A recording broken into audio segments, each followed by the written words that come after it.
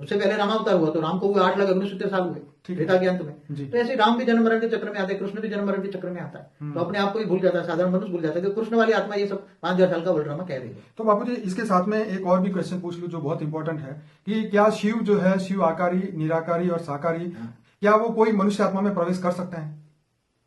देखो, इस ब्रह्मांड का मालिक शिव जी, उसको दूसरे के शरीर में प्रवेश करके काम कराने की जरूरत क्या है? उसके तो खुद के अवतार होते हैं। आप पढ़ो ना, शिव के 28 अवतार हुए। हाँ, अगर उनको प्रवेश करके काम कराना होता तो 28 अवतार क्यों लेते? देखो बात, जो प्रवेश करके काम करने वाली आत्मा को तो हम भूत प्रेत कहते हैं। भूत प्रेत किसी की बॉडी में प्रवेश करके उसमें बोलती है, ज्ञान देती, चाहे ज्ञान भी दे, तो उसको भूत प्रेत ही कहेंगे ना। बाबू जी, शिव भगवान किसी के भी तन में प्रवेश करे ऐसा तो भारत के कोई भी शास्त्रों में ऐसा नहीं लिखा है। आज 4 वेद, 16 उपनिषद, 18 पुराण भी ज्यादातर मैंने पढ़े हैं बड़े रूप से जी, मगर मैंने आज तक कहीं नहीं कहा कि शिव ने किसी में प्रवेश करके या ज्ञान दिया हो। बराबर। वो तो डायरेक्ट रेत मार के प्रेरणा देकर भी काम कर सकता है। हाँ, वो तो है। उसको खुद अवतार लेता है, स्वयं अपना अवतार लेते हैं। हाँ, जैसे स्वयं भू खुद धरती पे 28 अवतार हुए, खुद के अवतार होते हैं, वो किसी में प्रवेश नहीं करता। हाँ, किसी में प्रवेश करने वाली आत्मा तो भूत प्रेत होती है, उसको हम भूत प्रेत कहते हैं। ओके, हल्की क्वालिटी की आत्मा भूत प्रेत प्रवेश कराता है, भूत प्रेत। जैसे ब्रह्मा कुमारी में तो कृष्ण वाली आत्मा उसमें प्रवेश करती है, तो शिव थोड़ा प्रवेश करता है उसमें। मैंने पहले ही बोला difference between Shiv Baba and तो पीबीके में भी यही कहा जाता है। वो राम वाली आत्मा शंकर का पाठ बता रही है, तो वो कहता है शिव मेरे अंदर आता है। वो राम वाली आत्मा है, यहाँ कृष्ण वाली आत्मा कहता है शिव मेरे अंदर आता है, और यहाँ तो कहता है कंबाइंड है। क्या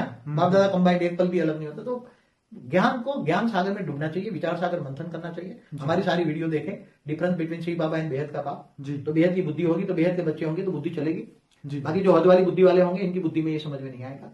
इसलिए हम बेहद के बच्चों को कहेंगे बेहद का ज्ञान सागर, विचार सागर मंथन करें। तो इस धरती लोक की सब आत्माओं को ऊपर के लोग में मल्टीवर्स से भी ऊपर जाना चाहें तो क्या करें? मल्टीवर्स से ऊपर जी, बहुत मुश्किल है, वो उसकी बुद्धि में ज्ञान आएगा ही नहीं। ओके, जो बेहद की आत्मा, केवल बोला 9 लाख की, ओके, 9 लाख की बुद्धि में ही ज्ञान आएगा, उसमें 9 लाख भी थोड़ा सा ज्ञान लेंगे, 16,000 थोड़ा कुछ आगे ज्ञान बढ़ेंगे, 108 और 1,008 ज्ञान सागर में डूबेंगे, इससे ज्यादा कोई डूबेगा ही नहीं। अपना ज्ञान जो बेहद का ज्ञान सागर है उसमें डूबेगा ही नहीं, उसकी बुद्धि में ज्ञान आएगा ही नहीं।